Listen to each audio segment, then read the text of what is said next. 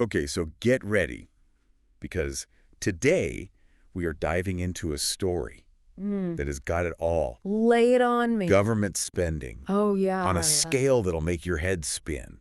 Oh, A team of young tech geniuses I love that. just shaking things up in Washington. Those are the best. And even some whispers of potential fraud that could just Ooh. make your jaw drop. I am so ready for this. We are talking about President Trump's Department of Government Efficiency, Better known as better known as D.o.g.e, duty. and their mission to find and eliminate waste in federal spending. The dream. A mission spearheaded by This good. none other than Elon Musk. Wow, what a combination. Exactly. Trump, Musk, government spending. That right there has just made D.o.g.e a lightning rod for controversy. Yeah, no kidding. And we've got a mountain of sources for you today. Hit me. Clips from Rumble and YouTube news articles, painting very different pictures, That's always fun.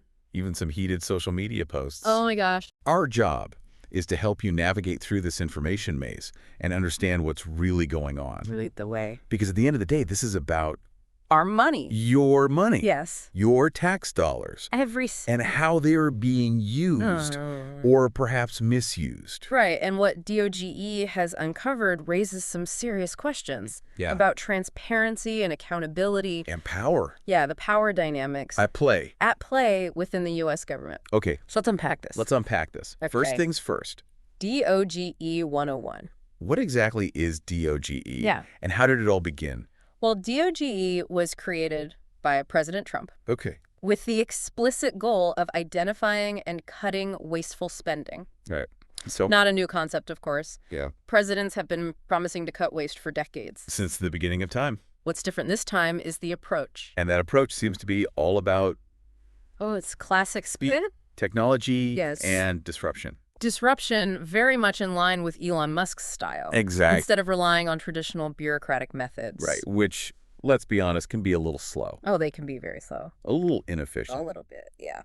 So Musk assembled a team of young engineers, Uh-huh. many of them fresh out of college, Okay. and gave them access to vast amounts of government data. Wow.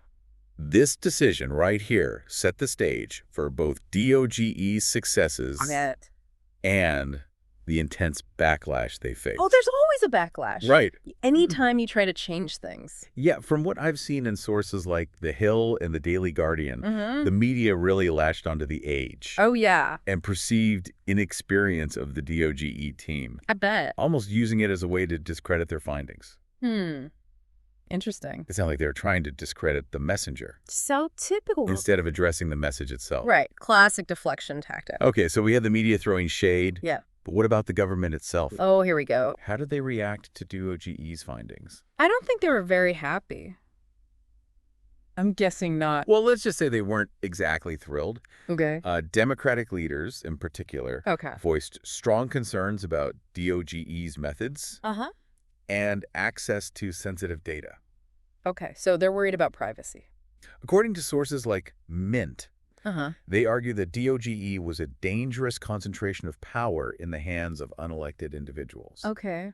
Yeah, I can see that being a concern. And they pushed for legislation to limit their authority. Okay, so they wanted to kind of rein them in a little bit. Exactly. Put some checks and balances in place. Yeah, I can see their point. Right. Giving a group of private citizens, Yeah. no matter how well-intentioned, Uh-huh. unfettered access to government databases does raise some legitimate concerns about privacy and due process. Yeah. There's a balance to be struck, right? Right. It's a tricky situation. It's a thorny issue. It- And it gets even more complicated when you consider the reports of government employees actively resisting D.o.g.e's investigation. Oh, really? Mint and Modern Menace, both highlighted cases Okay. where D.o.g.e investigators were reportedly stonewalled or given incomplete information, particularly within U.S. aid. Makes you wonder what they were trying to hide. Yeah, it does, doesn't it? Yeah. And this resistance wasn't just limited to bureaucratic maneuvering. Oh, no. Things escalated to the point where the U.S. Attorney for the District of Columbia launched an investigation Wow. into alleged threats made against D.o.g.e employees. Seriously? Breaking Points really covered that angle, Okay. focusing on the potential dangers these young engineers were facing just for doing their jobs. That's scary. It was, and it all culminated in a federal judge limiting DOGE's access to Treasury systems to read-only mode. Read only. What does that even mean? I know. I was like, what does that even mean? So they can see it. They can see the data, Uh-huh. but they couldn't make any changes to it. Oh, so they're basically handcuffed? Essentially, their hands were tied. Wow. They could identify waste. But they couldn't actually do anything to stop it. That sounds like a major setback for DOGE. It's a classic. How did they react to this? David and Goliath story. Right. A small, scrappy team Taking on, taking on a massive, entrenched bureaucracy. only to be thwarted by the system they were trying to change. Talk about frustrating. It's a tough question, It is. and one that DOGE's story doesn't fully answer. Right? But despite the setbacks, DOGE did manage to achieve Okay. some significant victories. Good for them. And perhaps the most surprising of these is the proposal of the DOGE dividend. Yes, the D.o.g.e dividend. This is where things get interesting. I know this is one of my favorite parts of the whole story. Both politically and economically. Okay. So remind me. So remind me, what exactly is the DOGE dividend? Yeah. And how did it come about? Well, it was the brainchild of D.o.g.e advisor James Fishback. Oh, James Fishback. And it was a bold, some might even say radical proposal. Oh, I'm listening. Fishback argued that 20% of the money saved by D.o.g.e 20%. should be returned directly to taxpayers. Hold on, 20%. That's right. That's a huge chunk of change. It is. How much are we talking about here? Well, Fishback estimated that if D.o.g.e reached their goal Okay. of eliminating $2 trillion in waste, Uh-huh. the D.o.g.e dividend could amount to a whopping $5,000 per person. $5,000 per person. That's right. Think about what you could do with $5,000. That's enough to make a real difference in people's lives. It is. It's no wonder this idea caught on so quickly. Oh, it was brilliant. It's a brilliant political move. Instead of focusing on abstract concepts like government efficiency or budget cuts, Fishback framed D.o.g.e's work in terms of tangible benefits for everyday Americans. And it wasn't just talk. Yep.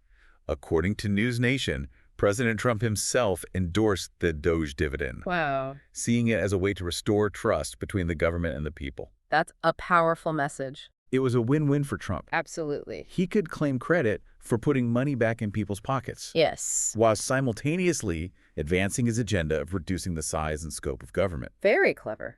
But was the DOGE dividend just a clever political ploy? That is the question. Or was it actually feasible? Could they really pull it off? Could DOGE really save that much money? That's the million-dollar question. It is, and it's one that sparked a fierce debate among economists and policy experts. No, absolutely. Critics, many of whom were already skeptical of DOGE's methods, I bet. argued that the $2 trillion savings goal was wildly unrealistic. Right. They said there's no way. And that the DOGE dividend was nothing more than a pipe dream designed to distract from DOGE's controversial tactics. Just a shiny object to distract us from the real issues. And on the other side, you had DOGE supporters like James Fishback, Of course. arguing that the savings were achievable and that the DOGE dividend was not only possible, but also a necessary step towards restoring fiscal responsibility and empowering taxpayers. Right. Don't give the power back to the people. And this debate wasn't just about numbers. It was about principles. It tapped into deeply held beliefs about the role of government, Mm-hmm. the nature of taxation, Right. and the relationship between citizens and the state. Really fundamental questions about how society should function. It's amazing how something as seemingly straightforward as eliminating government waste Yeah, you'd think it would be simple. can become so entangled with these larger ideological and political battles. It always seems to happen, doesn't it? It does. It speaks to the power of D.o.g.e's narrative. Yeah. Their ability to tap into these fundamental anxieties and aspirations that shape our political landscape. Okay, so we've got this intense political and legal backlash against DOGE, coupled with this wildly ambitious and potentially game-changing proposal for a DOGE dividend. It's a high-stakes game they're playing. But there's another piece of this puzzle we haven't really talked about yet. What's that? The media. Oh, the media. How did they cover this whole DOGE saga? Well, the media's coverage of D.o.g.e was basically a reflection of our society. In a nutshell. It was a story that exposed fault lines, Yeah. revealed biases, and highlighted the challenges of reporting on complex issues Especially. in an increasingly polarized world. Right, because it feels like everything is so polarized these days. It's impossible to have a nuanced conversation anymore. So let's break that down. Okay. What are some of the key differences in how various media outlets approached the D.o.g.e story? Well, you had your conservative outlets, Uh-huh. especially those on platforms like Rumble, Yeah. who were largely enthusiastic about D.o.g.e. Okay, so they were pro-D.o.g.e. They championed D.o.g.e's efforts to expose waste and hold the deep state accountable, Right. often framing it as a battle between patriotic outsiders and corrupt bureaucrats. So they really played up the us versus them narrative. Oh, absolutely. And they really played up those sensational details like the Social Security findings and the USAID controversies. Right. Remember that whole vampires and Social Security thing? The Gateway pundit, for example, ran with that vampires and Social Security angle, didn't they? They did. They sure did. Oh, man. And while that might have been intended as a humorous take, Yeah. it also illustrates how some outlets use D.o.g.e. to reinforce their own narratives and appeal to their specific audiences.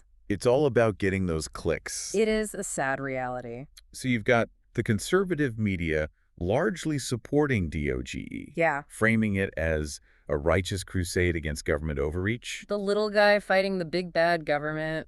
What about the other side of the spectrum? Okay, flip the script. How did liberal or mainstream media outlets cover the story? Their coverage was generally much more critical, Okay, so they were more skeptical. often highlighting the potential downsides of D.o.g.e's approach. Okay. Outlets like The Hill and the Daily Guardian focused heavily on the youth and inexperience of the D.o.g.e team. Oh, so they went back to that Yeah.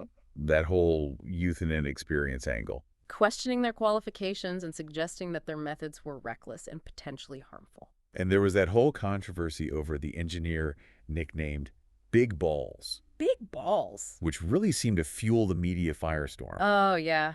That was a field day for them. Some outlets used the nickname Oh, yeah. to paint the entire D.o.g.e team as immature and irresponsible, So basically guilt by association. effectively undermining their credibility without actually engaging with the substance of their findings. Classic ad hominem attack. It's like they were trying to say, look at these kids. They're playing games with serious stuff. Don't pay attention to what they're saying. Yeah, exactly. A way to dismiss them without actually addressing their arguments. And this tendency to focus on personalities and sensationalism rather than policy and evidence Yeah, that's bro. is unfortunately a growing trend in media coverage, It's everywhere. especially when it comes to politically charged issues. It's all about the drama.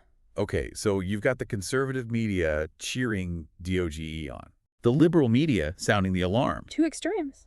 And somewhere in between, you've got outlets like Breaking Points and NBC News trying to provide a more nuanced perspective. Trying to find the middle ground. Breaking Points did a good job of highlighting the concerns of Democratic lawmakers Yeah. who saw D.o.g.e as a dangerous overreach of executive power. Right. A threat to the balance of power between the branches of government.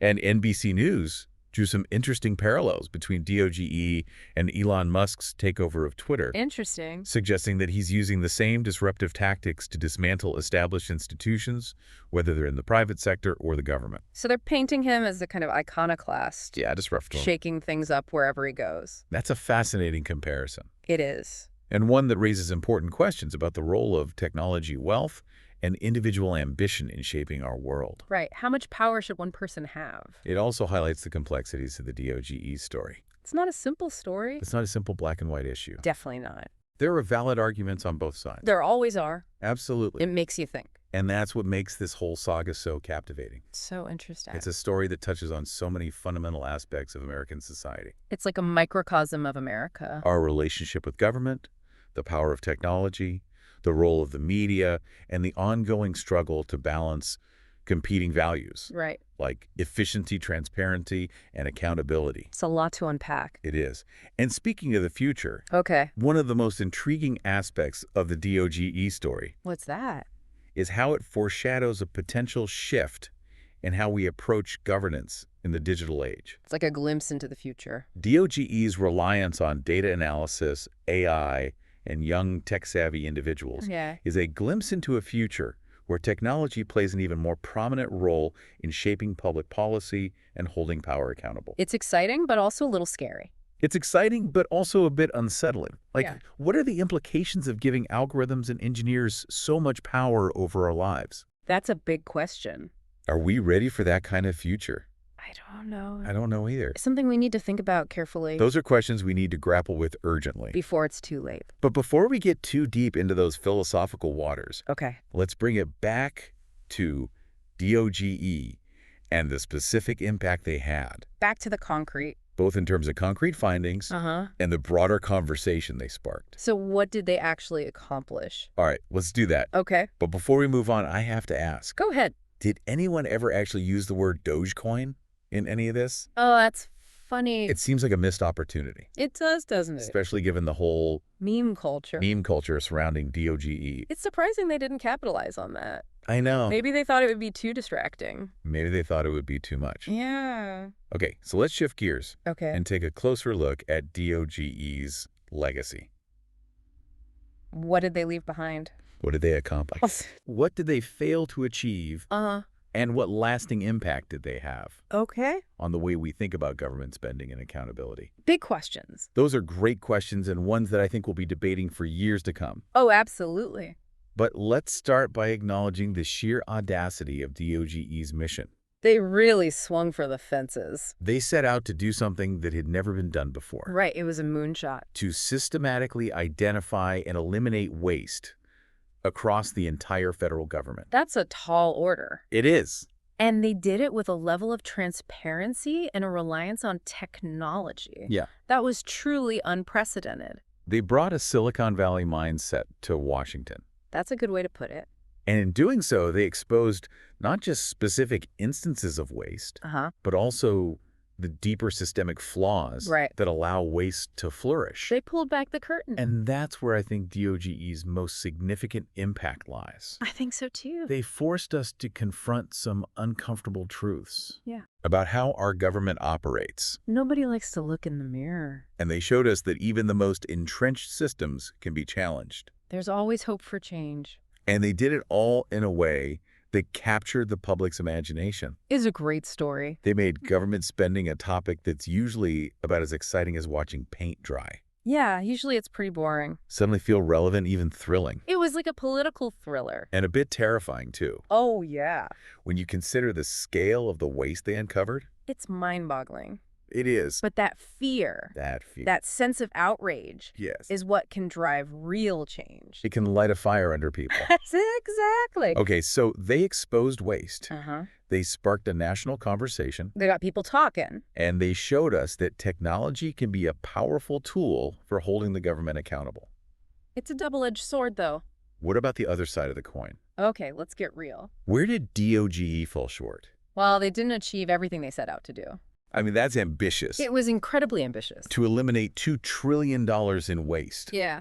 Despite their best efforts, they weren't able to fully achieve that goal. Right. They ran into some roadblocks. The political and legal pushback they faced, combined with the inherent complexities of government bureaucracy, it's a tough system to change. Proved to be too much to overcome. Sometimes it feels like fighting a hydra. And that Doge dividend, yeah, while a brilliant political strategy, ultimately remained just that, a strategy. It never quite came to fruition. It never actually materialized. Sadly. And while some of the spending cuts they proposed were implemented, the systemic changes they advocated for, like overhauling the way the Treasury tracks spending, it's a real challenge. Never really gained traction. Too much resistance. So in a way, D.o.g.e's story is both a triumph and a cautionary tale. A mixed bag.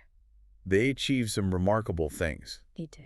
But they also hit up against the limits of what's possible. Yeah, reality bites. At least for now. Who knows what the future holds? But their legacy lives on. Absolutely. Both in the data they uncovered and the questions they raised. They planted a seed. And as we move further into the digital age, it's likely that their approach, data-driven, tech-savvy, and relentlessly focused on efficiency, that's the future, will become increasingly influential. I think so. It's almost like they've planted a seed. A seed of change. A seed that could grow into a new way of governing, a way that's more transparent, more accountable, and more responsive to the needs of the people. That's the dream. It is a powerful idea. It is. And one that gives me hope for the future. Me too. All right, so last time we left off with D.o.g.e uncovering some pretty shocking stuff. Trillions in untraceable spending, questionable projects at USAII, and those Social Security findings that still have me reeling. What happened next?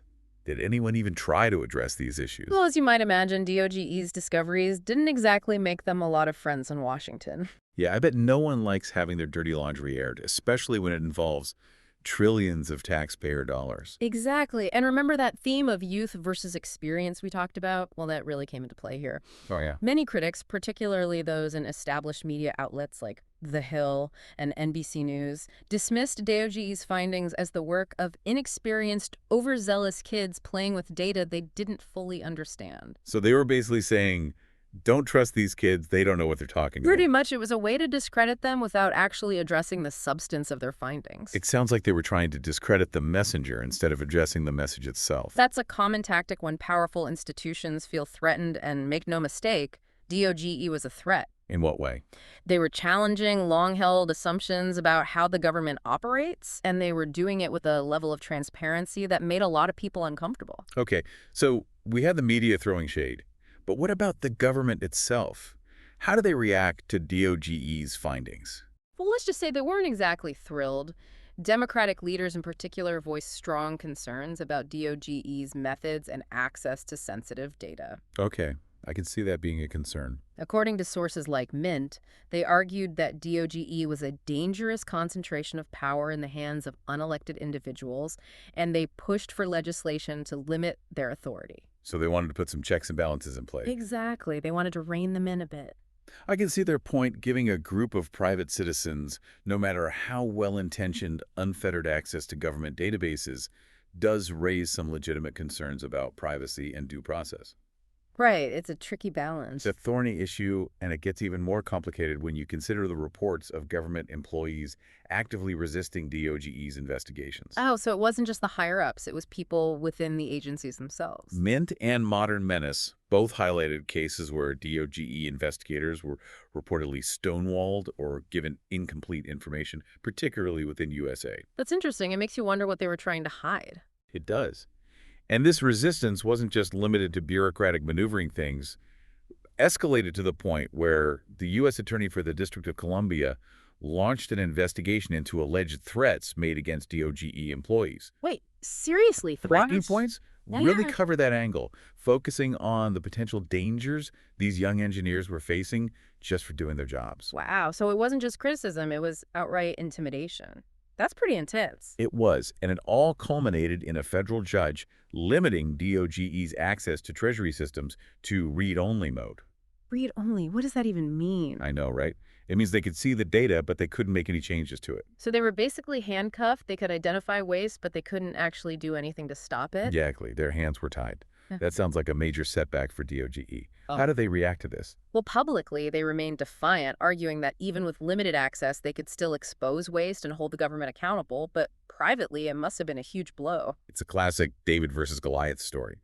A small, scrappy team taking on a massive, entrenched bureaucracy, only to be thwarted by the system they were trying to change. And it raises the question, can you really fight City Hall? Can you truly reform a system from within when that system is so resistant to change? It's a tough question, and one that D.o.g.e's story doesn't fully answer. But despite the setbacks, D.o.g.e did manage to achieve some significant victories, and perhaps the most surprising of these is the proposal of the D.o.g.e dividend. Ah, yes, the D.o.g.e dividend. This is where things get really interesting, both politically and economically. I know this is one of my favorite parts of the whole story, so remind me, what exactly is the D.o.g.e dividend and how did it come about? Well, it was the brainchild of D.o.g.e advisor James Fishback, and it was a bold, some might even say radical proposal.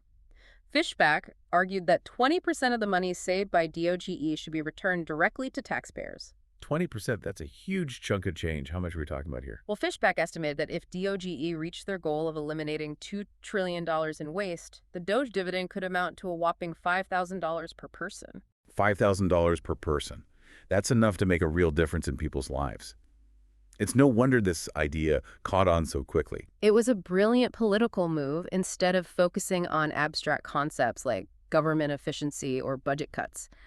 Fishback framed D.o.g.e's work in terms of tangible benefits for everyday Americans. And it wasn't just talk, according to News Nation.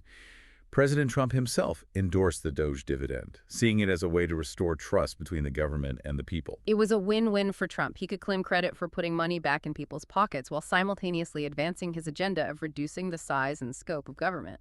But was the DOGE dividend just a clever political ploy, or was it actually feasible? Could D.o.g.e really save that much money? And that's the million-dollar question, and it's one that sparked a fierce debate among economists and policy experts. Yeah, it seemed like everyone had an opinion on this one. Critics, many of whom were already skeptical of DOG's methods, argued that the $2 trillion savings goal was wildly unrealistic and that the DOGE dividend was nothing more than a pipe dream designed to distract from DOGE's controversial tactics. So they saw it as a kind of smoke and mirrors tactic. Exactly. A way to make people feel good without actually addressing the underlying problems. And on the other side, you had D.o.g.e supporters like James Fishback arguing that the savings were achievable and that the DOGE dividend was not only possible, but also a necessary step towards restoring fiscal responsibility and empowering taxpayers. So a real ideological battle. And this debate wasn't just about numbers. It tapped into deeply held beliefs about the role of government, the nature of taxation, and the relationship between citizens and the state. It really gets to the heart of what kind of society we want to live in. It's amazing how something as seemingly straightforward as eliminating government waste can become so entangled with these larger ideological and political battles. It's never just about the money, is it? It's always about something bigger. It does, and it speaks to the power of D.o.g.e's narrative, their ability to tap into these fundamental anxieties and aspirations that shape our political landscape. They really struck a nerve. Okay, so we've got this intense political and legal backlash against D.o.g.e, coupled with this wildly ambitious and potentially game-changing proposal for a DOGE dividend. But there's another piece of this puzzle we haven't really talked about yet. The media. How did they cover this whole D.o.g.e saga? Well, the media's coverage of DOGE was a microcosm of the broader societal divisions we're seeing play out across so many issues. It was a story that exposed fault lines, revealed biases, and highlighted the challenges of reporting on complex issues in an increasingly polarized world. It seems like every story these days gets sucked into that vortex of polarization. It's hard to escape it. Okay, let's break that down. What were some of the key differences in how various media outlets approached the D.o.g.e story? Well, on one side, you had conservative media outlets, especially those on platforms like Rumble, who were largely enthusiastic about DOGE. So they were in the pro-D.o.g.e camp. They championed DOGE's efforts to expose waste and hold the deep state accountable, often framing it as a battle between patriotic outsiders and corrupt bureaucrats. Yeah, they really played up that whole good guys versus bad guys narrative. And they really played up those sensational details like the Social Security findings and the USAOG controversies. Remember that whole vampires and Social Security thing? Oh yeah, the Gateway Pundit had a field day with that one. They did, and while that might have been intended as a humorous take, it also illustrates how some outlets used DOGE to reinforce their own narratives and appeal to their specific audiences. So it wasn't just about reporting the facts, it was about shaping the narrative. Exactly. It was about pushing a particular agenda. So you've got the conservative media largely supporting DOGE, framing it as a righteous crusade against government overreach. What about the other side of the spectrum? How did liberal or mainstream media outlets cover the story?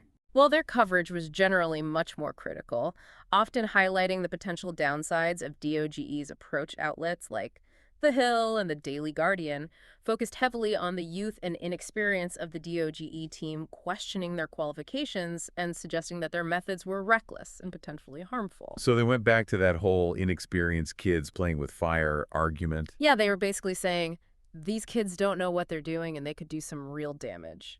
And there's that whole controversy over the engineer nicknamed Big Balls, which really seemed to fuel the media firestorm. Oh, yeah, that was a gift for them. They used that nickname to paint the entire DOGE team as immature and irresponsible. It's like they were trying to say, look at these kids, they're not serious, don't listen to them. Exactly. It was a way to dismiss them without actually engaging with their arguments. And this tendency to focus on personalities and sensationalism rather than policy and evidence is unfortunately a growing trend in media coverage, especially when it comes to politically charged issues. Okay, so you got the conservative media cheering DOGE on the liberal media, sounding the alarm, and somewhere in between you've got outlets like Breaking Points and NBC News trying to provide a more nuanced perspective. Trying to find that middle ground, which can be tough these days. Breaking Points did a good job of highlighting the concerns of Democratic lawmakers who saw DOGE as a dangerous overreach of executive power.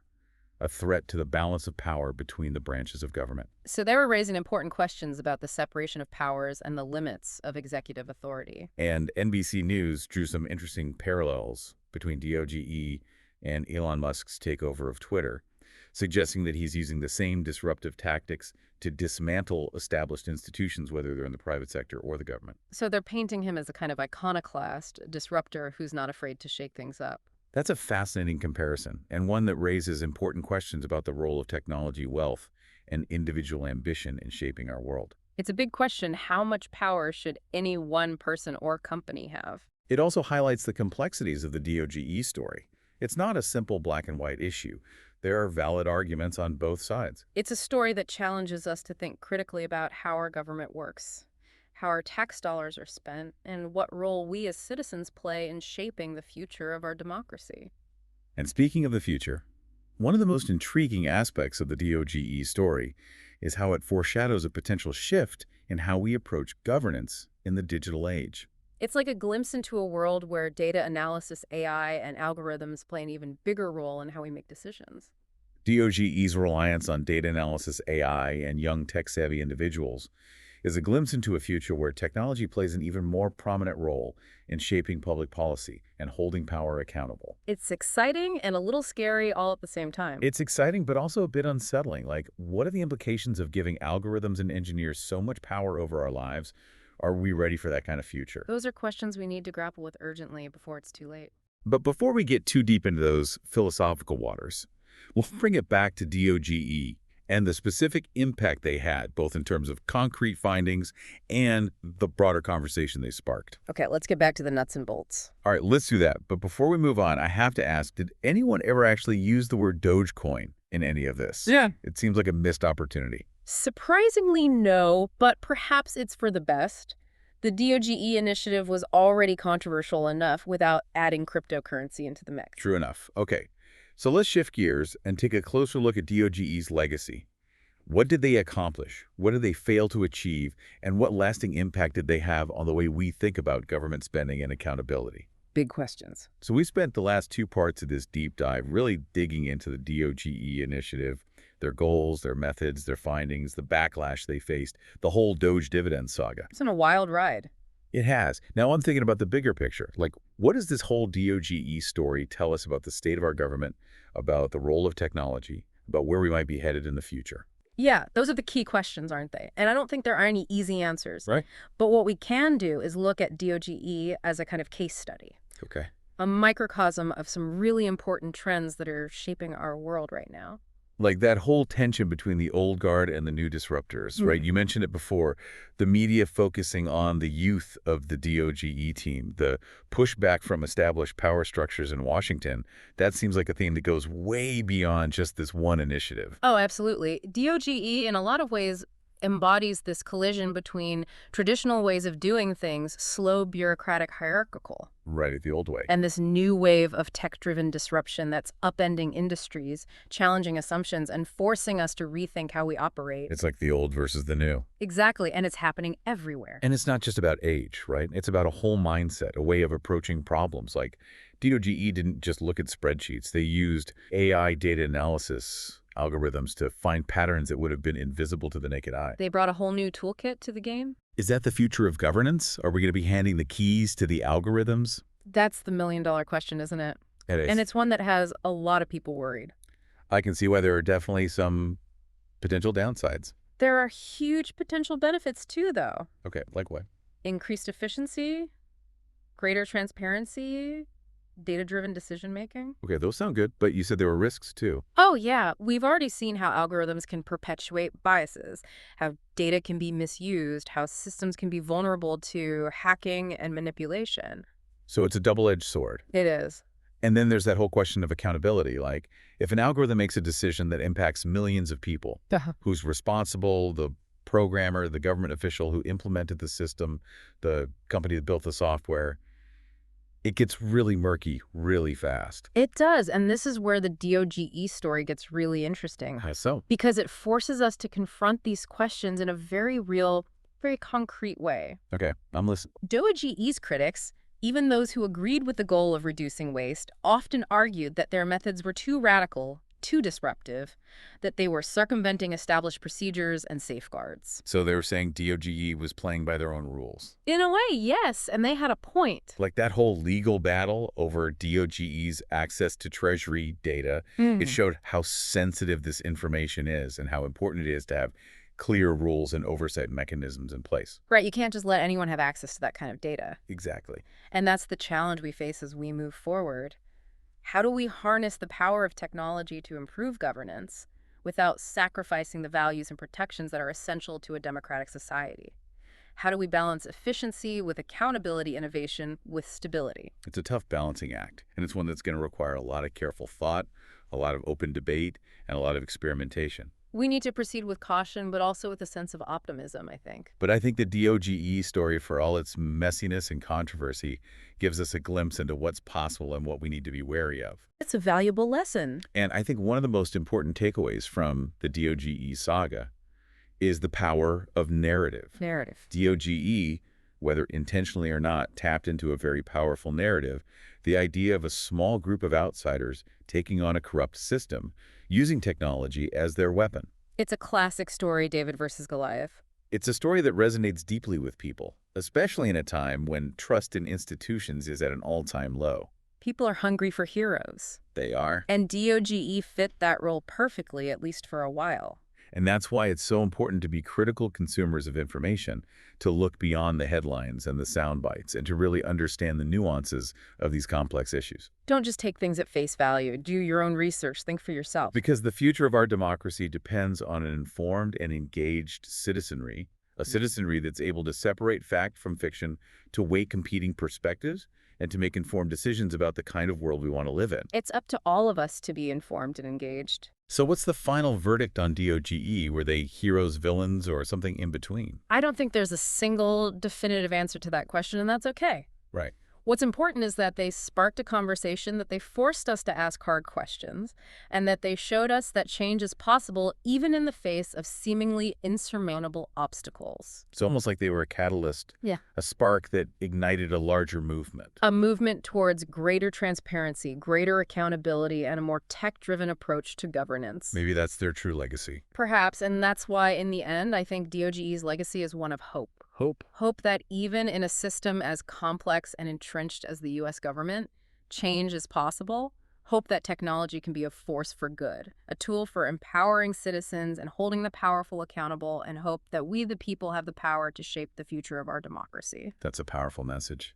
And on that note of hope, I think it's time to wrap up our deep dive into the D.o.g.e initiative. It's been a wild ride full of twists and turns, triumphs and setbacks, and more than a few wait what moments along the way. It certainly has, but that's what makes these deep dives so fascinating, isn't it? We get to explore these complex, multifaceted issues, to challenge our assumptions, and to emerge with a deeper understanding of the world around us. And that's what we hope you, our listener, have gained from this deep dive as well, a deeper understanding of the D.o.g.e initiative, its implications, and its lasting impact on the way we think about government technology and the future of our democracy. Remember, the pursuit of knowledge is a lifelong journey. Keep asking questions, keep exploring, and keep pushing for a better world. Couldn't agree more. And to you listening, thanks for joining us on this deep dive. We'll be back next time with another fascinating topic to explore. Until then, stay curious.